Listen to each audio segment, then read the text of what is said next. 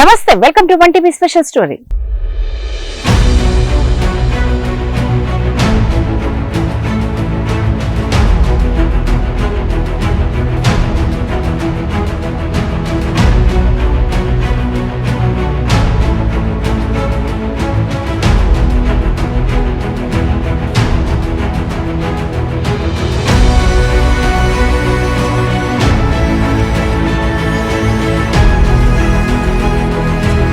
తెలంగాణ రాజకీయాల్లో mass leader ఎవరంటే sudden గా గుర్తొచ్చే నేత మాజీ మంత్రి మల్లారెడ్డి. మాస్ మల్లన్నగా అందరూ ముద్దుగా పిలుచుకునే మల్లారెడ్డి తన రాజకీయ జీవితాన్ని కీలక మలుపు తిప్పాలని నిర్ణయించుకున్నారు. వ్యాపారవేత్త అయిన మల్లారెడ్డి విద్యా సంస్థల అధినేతగా బాగా ఫేమస్ అయ్యారు. ఇక 2014లో రాజకీయాల్లోకి ఎంట్రీ ఇచ్చి తన క్రేజ్ ను మరింత పెంచుకున్నారు. మల్లారెడ్డి అంటేనే ఓ బ్రాండ్ గా అందరికీ గుర్తుండిపోయారు. వ్యక్తిగతంగా తన ఉనికిని చాటిన పార్టీని భుజానికెత్తుకోవాలని చూస్తున్న ఆ నేత పొలిటికల్ యాక్షన్ పై గమ్మత్తైన చర్చ జరుగుతుంది. ఇంతకీ ఈ political crazy leader future plan ఏంటి తెలుసుకోవాలంటే లెట్స్ వాచ్ నౌ.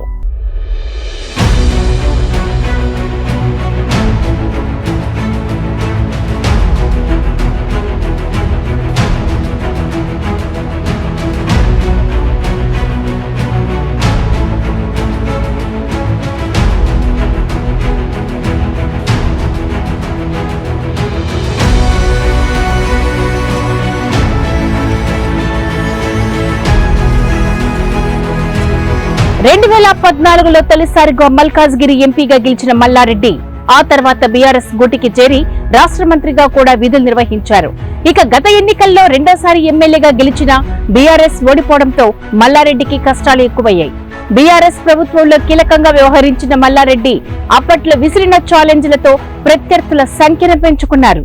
ముఖ్యంగా సీఎం రేవంత్ రెడ్డితో వ్యక్తిగతంగా కూడా మల్లారెడ్డికి పొసగకపోవడంతో ఇప్పుడు రాజకీయంగా తీవ్ర ఇబ్బందులను ఎదుర్కోవాల్సిన పరిస్థితి ఏర్పడింది.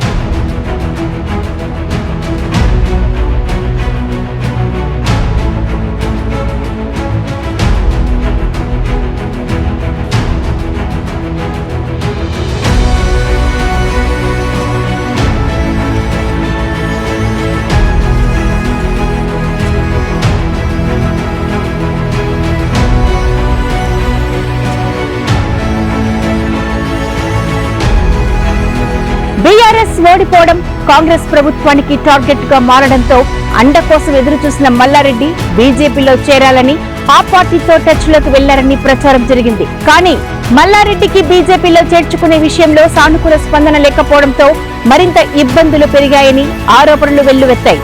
అయితే ఈసారి మల్లారెడ్డి వేసిన ప్లాన్ తో మొత్తం తెలంగాణ రాజకీయం రక్తి కట్టేలా కనిపిస్తుంది.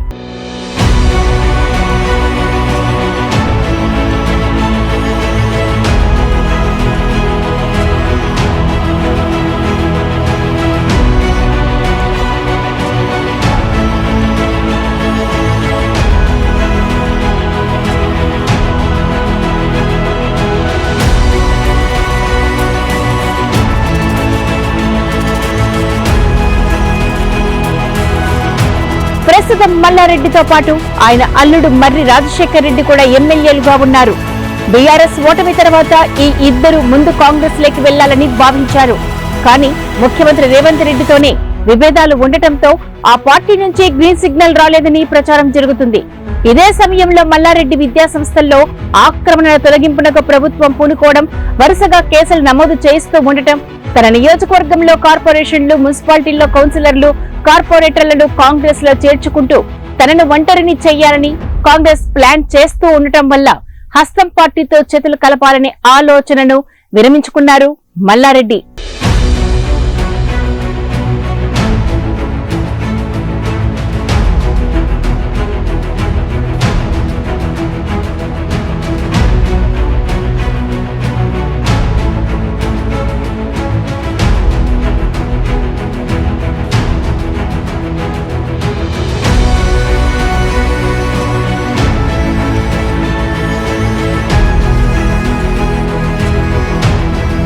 ఆ తర్వాత కమలం గుటికి చేరేందుకు ప్రయత్నించారు. కావాలంటే రాజీనామా చేసైనా బీజేపీ తరపున పోటీ చేసి గెలుస్తానంటూ ఆఫర్ కూడా ఇచ్చారు. అయితే కారణం ఏదైనా బీజేపీ నుంచి కూడా రెడ్ సిగ్నల్ పడింది. ప్లాన్ ఏ కింద కాంగ్రెస్, ప్లాన్ బి గా బీజేపీని ఎంచుకున్న మల్లారెడ్డి ఆ రెండు పార్టీల నుంచి ప్రతికూల స్పందనే ఎదురవడంతో ఈసారి గమ్మత్తైన ప్లాన్ వేశారు. అదే తన పొలిటికల్ కెరీర్ ను ప్రారంభించిన టీడీపీలో చేరడం ద్వారా తన రాకను అడ్డుకున్న కాంగ్రెస్, బీజేపీ నేతలకు ఒకేసారి చెక్ చెప్పాలని భావిస్తున్నారు మల్లారెడ్డి.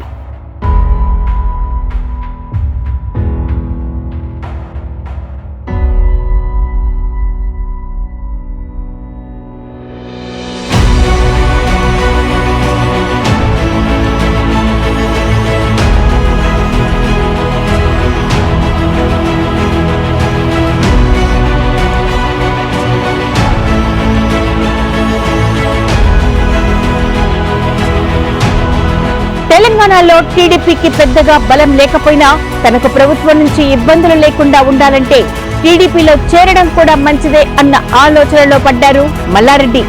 ప్రస్తుతం తెలంగాణ టీడీపీకి పెద్ద దిక్కు లేకపోవడం కూడా తనకు కలిసి వస్తుందని భావిస్తున్నారు. తనతో పాటు ఒకరిద్దరు ఎమ్మెల్యేలను టీడీపీలోకి తీసుకుని వెళ్లి ఆ పార్టీ తెలంగాణ రాష్ట్ర శాఖ అధ్యక్షుడిగా చక్రం తిప్పాలని భావిస్తున్నారు మల్లన్న. ప్రస్తుతం బీజేపీ, టీడీపీ మధ్య పొత్తు ఉండటం, కేంద్రంలో టీడీపీ కీలకంగా మారడంతో తాను టీడీపీలో ఉంటే తనకు ఇండైరెక్ట్ గా బీజేపీ మద్దతు ఉంటుందని భావిస్తున్నారు మల్లన్న.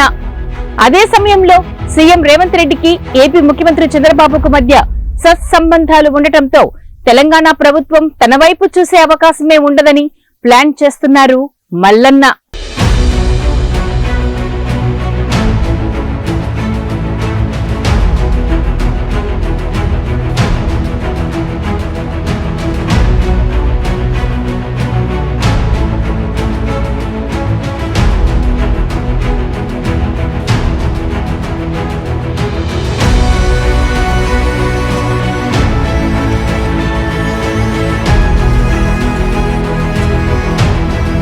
టీడీపీ నుంచి తన ప్రస్థానాన్ని ప్రారంభించిన మల్లారెడ్డి మళ్లీ టీడీపీ గూటికే వెళ్తారన్న ప్రచారం తెలంగాణలో హాట్ టాపిక్ గా మారింది. వాస్తవానికి సీఎం రేవంత్ రెడ్డికి, మల్లారెడ్డికి టీడీపీలో ఉన్నప్పుడే విభేదాలు మొదలయ్యాయి. అప్పటి విభేదాలను ఇప్పుడు పరిష్కరించుకునేందుకు అదే టీడీపీని వాడుకోవాలని మల్లారెడ్డి చూడడం ఆసక్తికరంగా మారింది. మొత్తానికి మాస్ మల్లన్న పొలిటికల్ యాక్షన్ పై తెలంగాణలో హాట్ డిబేట్ జరుగుతుంది. మరి మల్లన్న ఏ నిర్ణయం తీసుకుంటారో వేచి చూద్దాం.